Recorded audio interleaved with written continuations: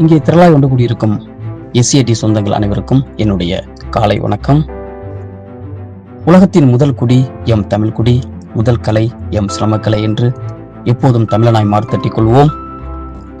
சிலம்ப கலைஞன் ஒரு சிலம்ப கலைஞனை பொறுத்தவரை அவனின் வெற்றி என்பது காரோ பங்களாவோ கோடிக்கணக்கான பணமோ கிடையாது.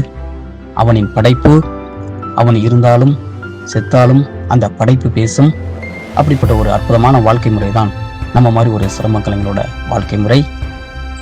நமக்கு இங்கே எல்லாருக்குமே சில கடினமான சூழ்நிலைகள், பொறுப்புகள் இருக்கு.